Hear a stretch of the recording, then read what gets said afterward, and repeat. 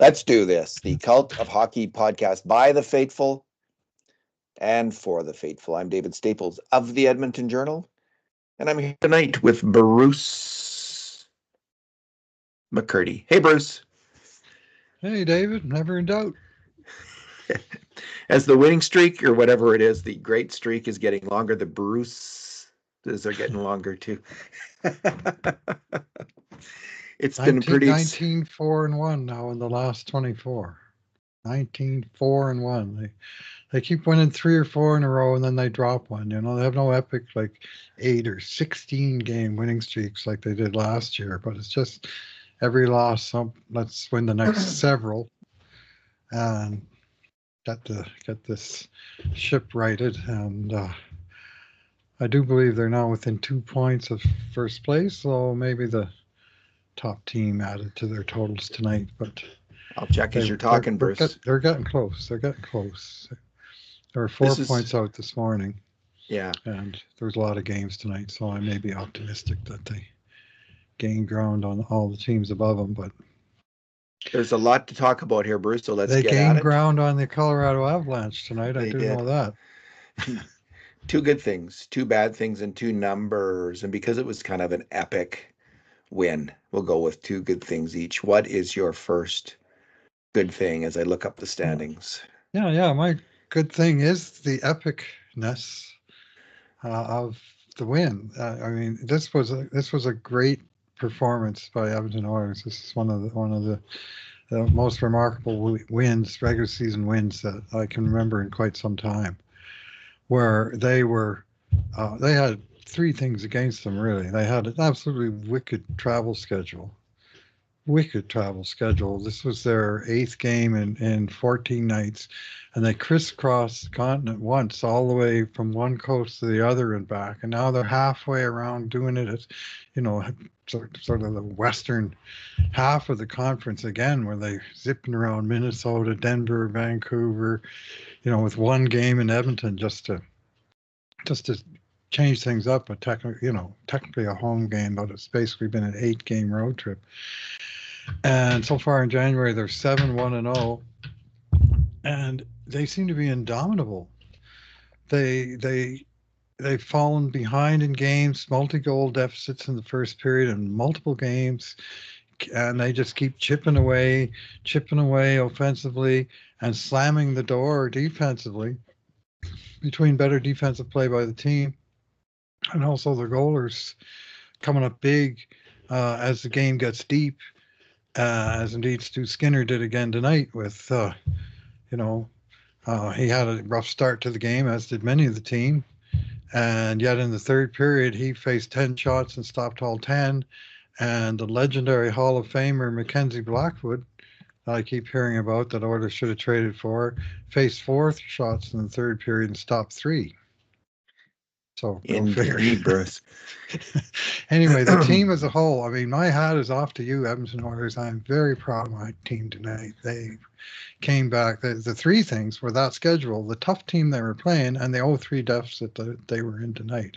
And they overcame all of that. That was a strong hockey team that they had to roar back with 4 unanswered goals to eke out a win. And somehow in their barn, mile high, somehow they got her done. I just didn't expect them to do it. Like I was thinking after the first period, Bruce, just sit down, McDavid and Draisaitl, like give them a break. Just take your lumps and move on. But they got that first goal right near in the end of the first, right? And last minute, and all of a sudden things changed, because 2-goal lead on the Edmonton Oilers is not enough to hold off the Edmonton Oilers. That is one of the actually the things we've known about this team for a long time. Like, there's things we haven't known, like, can they play good defense? Can they get good goaltending? We haven't known some of these things, but we do know they can come back. And they did it again tonight in dramatic fashion. Bruce, the standings are... okay. They're tied with Vegas for points, but Vegas has a game in hand. Vegas does not play tonight. Didn't play tonight. So they have... I don't know how far back they were of Vegas at one point in the season, but they're now tied with Vegas. And Winnipeg and Washington both won. tight games. So they're Yeah, still far behind both of them. yeah, they're not, but we're just a little more than halfway through the season. So there's lots of hockey left in the runway for the Oilers to be possibly to do something they haven't Well, they're done definitely in the in the hunt. McDavid era to win the President's Trophy, right? Like, is that what it's called? Even win the division. Be the first time since 1987. Wow, So that's a good really? target. Yeah. That is a good target. Yeah, I mean, win the league would be wonderful because it'd mean home ice advantage throughout the playoffs. Plus, it would mean you won the league in the regular season, which to me has lots of value. Unfortunately, the league doesn't really sell it that way, but Florida is in 12th. They've got 26 wins and 19 losses. and dropping fast. They lost some really good players. They lost tonight, they lost Montour and go ahead. Stauffer was saying in the post game, since they announced Team Canada, he was talking about Zach Hyman with his 11 goals and 7 assists or something since then. And Sam Bennett, who got named to the team, has played 19 games and scored 0 goals. 19 games without a goal since he was named to Team Canada. I'm not saying bitter. Zach Hyman will play the Sam Bennett role, but yeah, 0. I'm not bitter about Sam Bennett on the team because I think he does have a role. Like if you need a player to get in on the forecheck on the fourth, let's say he's on the fourth line and he's not playing a lot. Sam Bennett is as good. He's a pretty good bet. We need a Bobby Clark. Is that what you're saying? Yeah, but Zach, when they look around the room and someone's got to tickle someone's ankle, Sam Bennett will think, oh, the coach is talking about me. I got to go do it. But Zach Hyman should never have been left off that team, Bruce. His analytics were as good as ever early in the year. He was playing as strong two-way hockey as he's played in the previous 2 years. It was a joke, to me at least, that so-called hockey experts didn't realize that and took this incredibly small sample size of tough puck luck, kept him off the team. Okay, my good thing. Stop complaining and move on to a good thing. Bruce, the second goal was, so the first goal was really crucial. We've talked about that, but the second goal was just how I love them. And the Oilers are getting good. This is another signal that the Oilers are a good team and a smart team. They are good at manufacturing what we call the Californian, the outside shot that goes in, the harmless outside shot that somehow goes in, and Brett Kulak is still smiling, that somehow goes in through a tip or a screen. And both the two most surprised players on the ice when that puck went in the net, Bruce, well, there was 3. There was Blackwood probably, but Corey Perry in front of the net and Brett Kulak, who shot the puck. They couldn't believe it. But the play came off some good work by the Oilers.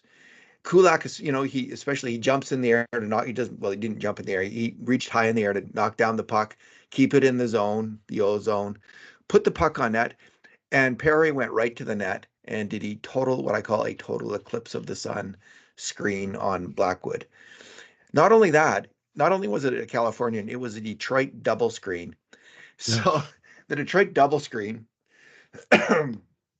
is from the great Detroit Red Wings teams of Datsuk and Zetterberg, who loved to set up Nicholas Lidstrom at the point and have him shoot through 2 guys. This is especially in the power play. Through 2 guys, Holmstrom and usually Zetterberg in the high slot or Datsuk, someone in the high slot, and then Holmstrom in the low slot. They'd have 2 guys screening the goalie. And this time it was Noah Philp playing the role of, I guess, Zetterberg and Perry pulling the Holmstrom.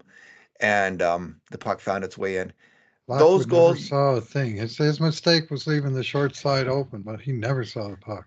He doesn't know. The goalie doesn't know which side to go. Where the short side even was because he didn't know where the puck was. Because Perry was. He's a tall guy, Blackwood, but Corey Perry's tall too. So. Yes. Now, if I'm not mistaken, the puck was in Colorado territory for quite some time before that, and they were starting to run around tired. A little bit. I think so. Shift. Yeah, I can't. There's a lot happened in that game. I'm not exact. I think that's true.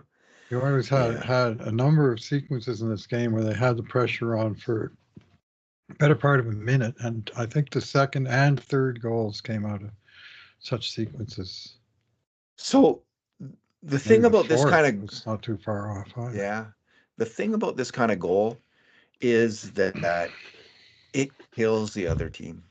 It's not a goalie mistake. Now it does, but it feels like one. It feels like it feels like the hockey guards are against you and the goalie has screwed up and you've been treated unfairly. And I think these goals are particularly demoralizing for teams when they get scored on in this way. And it's a very good omen for a team. Very good. Like it's not a goal, which is always a great thing. So on the scoreboard, but it's a goal plus. I think the Californians that are scored. So when the Oilers got that, I got a good feeling then, Bruce. I thought, okay, this this could well go Edmonton's way, seemingly out of nothing. Well, yeah, clearly at that point, they were right back in the hockey game 3-2. at 3-2. Yeah. But they had at least a fighting chance, and at least they made it respectable, But yes, it is demoralizing. I'm just looking up the shot distance. I thought Kulak go ahead. from 64 feet. 64 Nice. feet. That is a little demoralizing. It is totally. And just exactly a lollipop of a shot. Sniper scoring. It was a pretty good shot. He put it upstairs, right. But didn't it kind of look an alley oop? Wasn't it? Didn't it alley oop a bit? I think it might have. A gravity shot. Yeah, I think it might have a bit. Anyway, we'll take it. Bruce, what's your second good thing? Yeah, I'm going to single out Evan Bouchard. I thought he had a very fine game tonight after a very rocky moment midway in the first period when a sequence of events led to him being wide open one-on-one defending against Nathan MacKinnon. And MacKinnon came in, he tried to stick the puck through Bouchard's skates, and Bouch got a skate on it and stopped the puck, and somehow MacKinnon got a stick in there and poked it through and came out the other side with it and then shoveled it past Skinner. And Bouch looked like, the goat horns were on him. Well, he responded with a pretty fine game, I thought. He had, in this game, he played 25 minutes and 24 seconds to lead the team. He had a goal, assist, +2. So he was on for 3 Oilers goals after that and was involved in the scoring on 2 of them. 5 shots on net, including one, of course, in the net, which was the one that decided the game in the third period. I was saying, with the bombs he was letting go, and he overpowered Blackwood with a couple that, he really struggled to control. Blackwood did. One nearly knocked him over. And I was saying to my wife, just one of these shots, he's got to hit the corner one of these days. He's either missing the post or he's hitting the goalie, but he's getting the chances, and he's got like 1 goal in his last 20 games or whatever the hell it was. Yeah. And it was time, and the time came in the third period when Leon Connor, on another extended cycle, were able to tee him up. Connor made a nice pass from behind the net, and Bouchard just slammed it into the stick side corner just inside the post. And, when he was on the ice tonight, at even strength, Oilers had 33 shot attempts to 13, 12 shots to 5, 3 goals to 1. And his, let's see now, expected goals, 83%. Have trouble reading these tiny fonts here. Edmonton was in control of the play. Now, of course, he was part of the big unit and just one member of that unit. That has a couple of, all-world players on it. But I thought both him and Eck were really strong on the blue line. And on several of those cycles, it was their deft handling of the puck at the blue line, or ability to keep in clearing shots that Colorado desperately tried to rifle it out of the zone. They couldn't get it by the 2 goalies on the points that kept it in and kept the cycles going. And Bouch was a big part of that. And I thought defensively he was fine as well, other than that one play against, there was the shorthanded play by O'Connor off the face-off. Now that was a tough play because it seemed like a set play. Side, yeah. almost, but Bouchard did get beat on that one as well on that break-in. So there was two kind of break-ins. I was forced to give him. I think I gave him a 6. He's got to play the body on McKinnon. Like, it's tempting to play the puck, especially you feel the puck in your skates, but it's Nathan McKinnon. You play the body. So that was a big mistake. And then he did get beat by O'Connor on the rush there, and that could have been a significant moment in the game. It turned out it wasn't. He can really fly, eh? And he was on the other side, so Bush was coming because the faceoff was on the left. And it looked like a set play by Colorado. I think so, Bruce. On the shorthanded situation, they won the draw, and bang, the puck went around the boards, and there was O'Connor flying after it. And so Bush was scrambling, not just to catch up with him, but to come all the way over the ice to do it. Yeah. And he forced the first shot, and then O'Connor got a great second shot, and Skinner made a fantastic save. So there was that play, and he's a high event player. Stuff's going to happen when he's on the ice. You just hope that it's more good than bad, and tonight it definitely was. I agree with you. I gave him, like I said, I gave him a 6. So weighing it all, gave him the first star. I know they did. Yeah. Yeah, there's a range of opinions about Evan Bouchard. I think we can safely say that. That is the safest comment, the least controversial comment you will make tonight, Bruce. All right, and he made on my second good thing. He made a great stop at the blue line to keep the puck in. This was one of the plays. It was Edmonton's third goal to tie the game, and it came on an absolutely. Every year, there's probably about I'll say.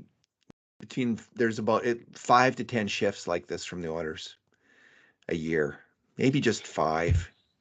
They're not that common, but it was a thing of beauty, this shift. It was the best players on the team.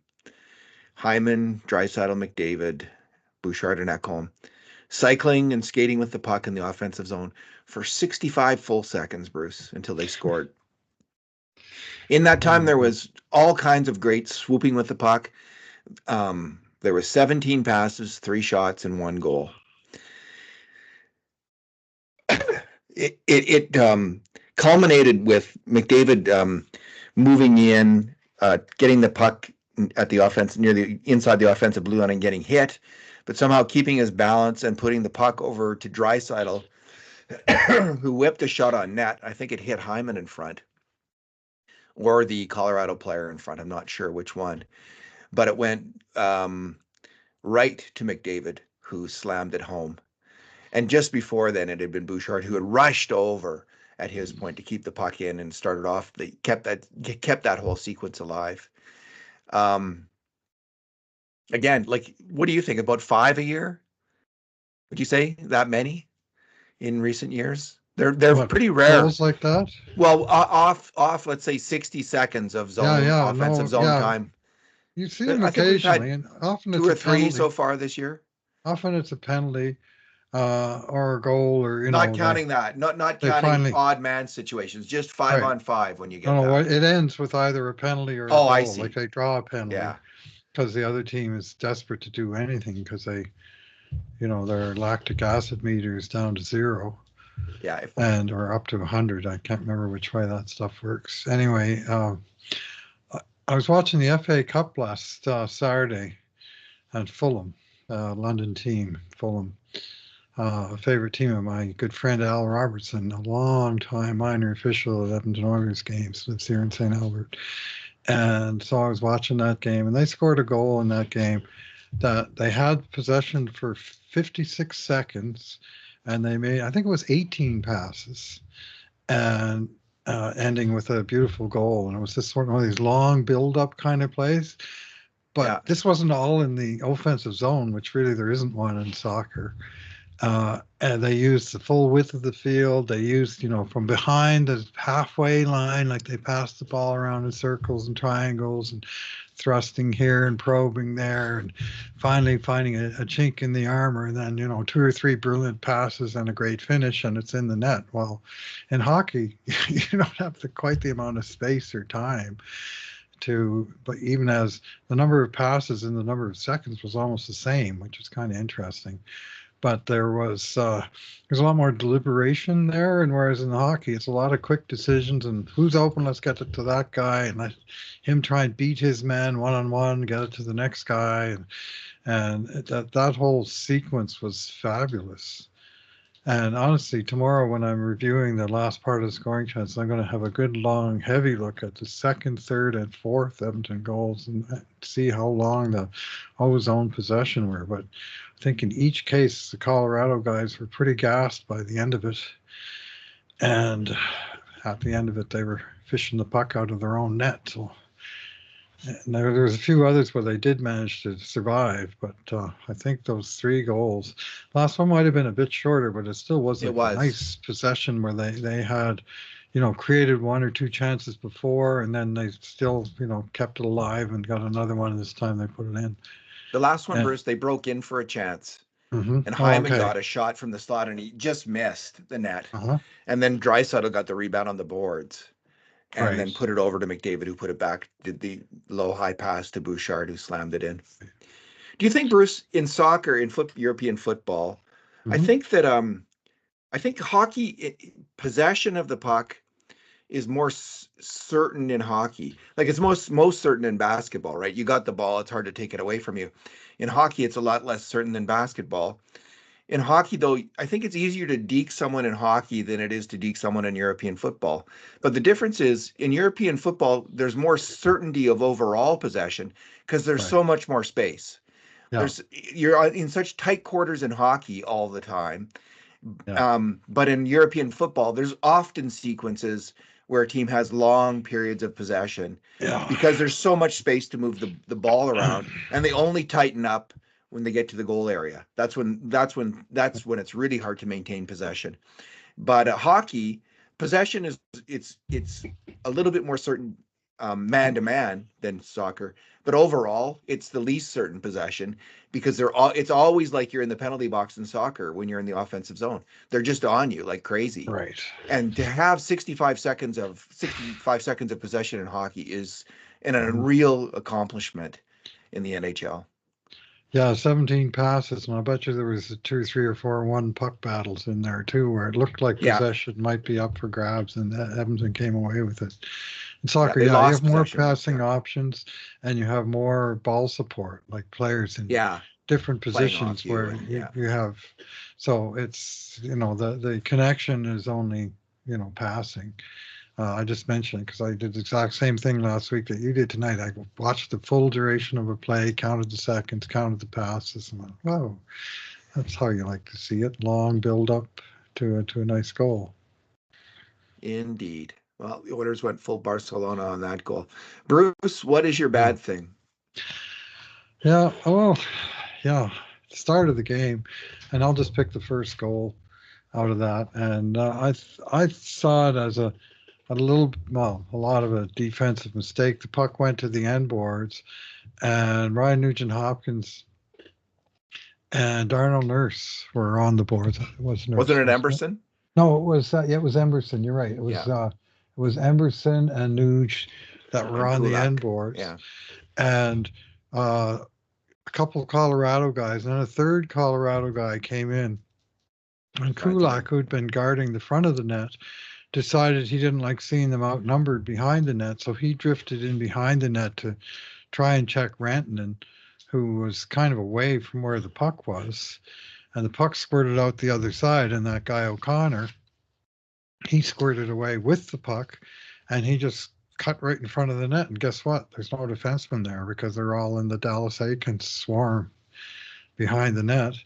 And Vasily Podkolzin's there, and he tried to stick check him, but Buddy was able to get through Podkolzin and just tuck it past Skinner. And it was just from the puck being a 3-on-3 board battle to a guy being all alone behind the goalie tapping it into the net took about 2 seconds. And I'm thinking, I don't think that's quite how the coach maybe draws up these kind of sequences. And to me, Kulak, I didn't like his decision. You defended him a little bit, but I thought he went, he left the key area to go. They don't usually score from the end boards, right? I think in a zone system, like if it was man to man, the Oilers were playing man-to-man, then you'd think, oh, yeah, he goes in there and covers his man. But they're not a man-to-man team anymore. They're a zone team. Right. And I think zone hockey is way smarter than man-to-man hockey. I think it's just it's not an order of magnitude better, but it's like 25% better, 25% smarter. And it's because it's just the firm realization of two things. Goals are scored from the slot. You don't have to swarm them like Dallas Eakins teams used to do in the corner, outman them in the corner. That is old school thinking. They can't score from the frickin' corner unless they're Leon Draisaitl. They do not score from the corner. Outmanning them in the corner isn't important. Outmanning them in front of the net is critical, is crucial. Maybe it seems a little less manly to not be on their faces all the time in the corner, Bruce. But how about being smart as a guy and thinking, all right, pucks, you can't score from there. I'm going to stand here and see if they can get it when they come here. The other thing the zone realizes is not only are goals scored from the front of the net, but often by the danger man, the guy coming in late. Now that wasn't the case this time. No, this came out of a direct corner. Puck battle, but usually it's the guy coming out of the corner, wins the puck momentarily, and then passes out front to someone who comes in, swoops in, and score. So I think that you were right that Kulak did abandon his position, that in his zone, he probably just should have stayed in his zone in front of the net. And then there's no goal. There is no goal. So not good. Now, Podkolzin did move down correctly from the zone to try to make the play. But he didn't make the play, But he's too late. And it was a tougher play for him because he was coming, he's zone support. But that's not his position in the zone. It's his position's higher up to cover the danger man.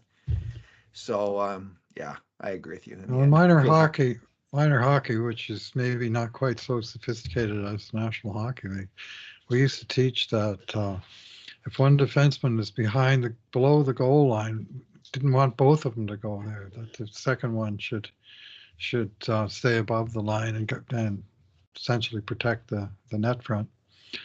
But anyway, that's not what happened here. And it just seemed like the goal was just too easy.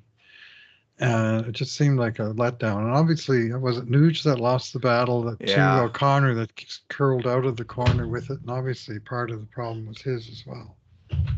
Yeah, Nuge blew that for sure. That's what I said as soon as the goal went. I said, Nuge. So anyway, Bruce, my bad thing is the second goal against. In some ways, a tough one.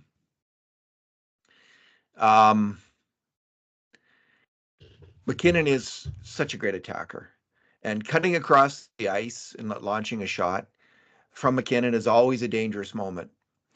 But it was from the high slot, pretty high out there. Top of the circles. Yeah. And he did seem to get Skinner got a pretty good look at it, and there was no deflection. And from there, it was a hard shot, but maybe not as, man, that guy can shoot the puck hard. But it just felt like, man, the Oilers needed a save there. And Stuart Skinner would normally make that save. It would have been good if he had normally made it right then and there. And it was kind of like a B plus, A minus shot. It was McKinnon, but it wasn't a full grade A, or certainly not a 5 alarm shot. Stuart Skinner needed to have that one, and he didn't get it, and it was a bad moment for him. Now he did bounce back significantly in the game, and he made about 3 or 4 pretty crucial saves, critical saves, as the game went along. So when I first saw that, I thought the puck had maybe caught Ekholm's skate, up on the laces and just ramped up off of it and then changed direction and fooled Skinner. But I got a good look at the right angle and thought, no, he just grazed about. In terms of getting it by Ekholm, it was really close, but he did a nice job of beating Ekholm. And then the shot was just inside the post, and Stu didn't have the answer that time. Indeed. Bruce, what's your number? Yeah, I've got, my numbers are 11, 3, and 0. And that's from the last 5 games, starting in the Pittsburgh game, the last time they lost. And that's the goals that the Oilers have allowed by period in those games. 11 goals against in the first period. They scored 4. 3 goals against in the second period. They scored 9, and 0, count them, 0 goals against in the third period of all those tight games. And the Oilers scored 4. And I think 3 of the 4 were game winners, and the other 2 times one of the times the Oilers had the lead against LA, and they just held it 1-0. And of course, the 5th game was the Pittsburgh game where they couldn't come all the way back. But in 4 of the games, they were 2 of the games they were 3 goals behind, and in 2 of them, 2 others 2 goals behind, and in the one that the 1-0 game, they were outshot 10-2 in the first 10 minutes of the first period. And I think we had LA with the first 5 or 6 grade A shots in that game. So it seems like it's taken them a while to get into games, but they just don't seem to be fazed by it. And they know they've got enough guns and stuff to get it going, but they, once you're down a couple, you can't afford any more mistakes. Well, they haven't been making any more mistakes. I mean, no goals against in 100 minutes of third periods is fantastic. And so that's, and I mean, that streak actually stretches back further than that, because they beat, they shut out Boston in the game immediately before that, where they had the lead from the first period. But I'm just counting just the last 5 games when they had all those bad starts, 4 bad starts. And somehow, other than the Pittsburgh game where they couldn't come back, 3 times in a row, come back from 2-0 down or even 3-0 down. So, gotta like it mostly. Makes for exciting games. I like it a lot. It's working for me. I like the finishes. First periods are kind of hard to take some nights. Indeed. Bruce, I think the best player in tonight's game may not have got a point. Zach Hyman was all over this game. And my number is shot totals for Zach Hyman. He launched 13 shots at net. Mm-hmm. He hit the net 7 times. But the interesting thing about all 7 of those shots, each one of them was a 5 grade A shot. 7 grade A shots in a game. That is really unusual. That is a really high total. You hardly ever see that. And he could have had a couple more. So missed the net on maybe 1 and got blocked a couple times. Maybe could have had 10, but what a night. He is an amazing player at puck protection, at somehow finding a way to get an angle on an opposing player and burrowing his way past them and going in on the goalie for a really dangerous chance. He must drive players crazy when he gets the edge on him like that, because there's nothing they can do except grab him and pull onto the ice. And he does it all the time. He's constantly, he must be immensely strong on his skates. His lower body strength and flexibility just must be off the charts, because the power that it would take to do that against big, strong men who can really skate well, it's very impressive. And tonight he just had it going on completely. I just thought he had a great game. Hard to believe he didn't get a point. I mean, not only did he get those shots, but I mean, one of those shots created the rebound where Leon got the rebound and tried to deke Blackwood, and Blackwood made a fantastic stop. He made 2 absolute thefts off of Leon in this game, and several off of Hyman. Anyway, I'm going to supplement your number with supplementary numbers, David. And this is the shot distances of Zach Hyman tonight. 5 feet, 6 feet, 6 feet, 9 feet, 11 feet, 6 feet, 9 feet. So the 7 shots combined, 52 feet, which is less than the 64-footer Brett Kulak scored on 1 shot. And all of Hyman's were from right in the, in the dirty areas, as you like to say. I mean, the average shot distance out of 7 shots on net was like 7.5 feet. Just everyone in tight. And now he did have a 21-footer that just missed the post a little bit before Bouchard scored that could have given Oilers the lead, and he missed the net that time. And, you'd like to think he should hit the net from there, and I'm sure he thinks so too. But boy, he's so good at just chiseling his way in close, especially to me when he's on the left side and dipping around the defenseman and bringing the puck to his forehand for the shot. And once he gets he gets a tiny bit of an advantage into a crack, and there's just no keeping him out of there. He just will take it to the net, and there doesn't seem to be a hell of a lot they can do about it. And it's something to see. This puck protection, as you say. And between him, well, on that line, all three guys, him, Leon, and Connor, phenomenal at puck protection. And that's how those big, long cycles happen. Did you like the decision to go with the three of them in this game against the power line of Colorado? Yeah, I did. It makes sense in a game like this, doesn't it? I thought just to try to give the team an energy boost in a tough game, like a scheduled loss, so to speak. I thought was a good idea. I'm just looking at the Oilers' schedule, Bruce, and as tough as it's been, they got 10 more games.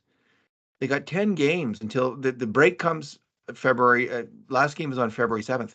They have 10 games now between that and February 7th. So this some tough teams coming up. Grueling schedule they have is going to continue. It gets a little easier, but they do have some like Vancouver, Washington, Vancouver. Those will be tough games because Vancouver. Then they have Sabres, Kraken, Red Wings, Leafs, Blues, Hawks, and Avalanche. But it's just how many games there are. I guess they're packing them in because they have this 2-week Four Nations tournament. That's the price to pay. You have to cram the games closer together. And for all we look at Edmonton's schedule in essentially a vacuum in terms of how tough it is, I'm sure you could dig into the nuts and bolts of any team and find real rugged stretches. Yeah. That said, I think this current road trip it's one of the craziest I've ever seen for travel itinerary in terms of how distance traveled between games. I mean, that's in 2 weeks they'll have gone 13,400 kilometers air miles. Yeah, at least 7 of the next, at least 800 kilometers between every 2 games. Like there's no sort of play New York and then New Jersey, or fly from Edmonton to Calgary, 40 minutes or whatever. It's been distance for all of them. It seems bizarre, and I keep thinking these guys are going to run out of gas. And I thought for sure tonight when the first period happened, this was the night. Yeah. And, here we are talking about another win of a particularly epic type. 7 out of the next 10 games at least are at home, so there is that. They have a 6-game stand, so that'll help get I think some of the energy back anyway. I mean, they'll be hard pressed to win as big a percentage of them, but they should at least get some equilibrium in terms of because they will have expended a tremendous amount, especially the guys playing 24 minutes, like all three of Hyman, Draisaitl, and McDavid did tonight on a back-to-back in Mile High City. And most of it tough matchup against McKinnon and Rantanen. So, indeed. Well, at least the Oilers don't hit much, Bruce. So they don't take a lot of punishment, self-inflicted punishment by hitting other people. They do get hit themselves. Wonder which is the least hit team. Do they keep that stat about which team gets? Well, they keep track of players. Which players get how often? Eberson's been hit the most of any NHL player.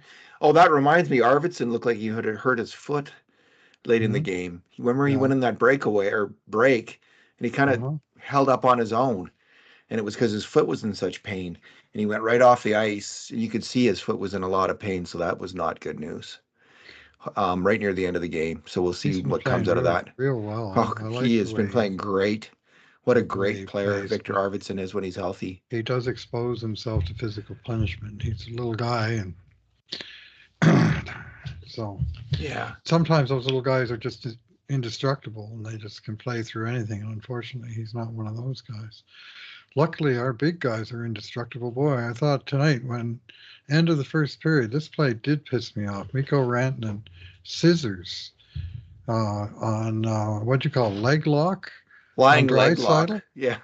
Right out of Just Stampede wrapped his two Wrestling. legs around him and pulled him down to the ice by the legs. It's third game in a row that one of McDavid or Draisaitl has been taken down by getting the feet kicked out from under him or worse. And Yeah. none of them got called. Yeah. And this one, it was blatant. I thought, what are you doing? I'm very glad. And Leon got up mad at Rantanen, and rightly so.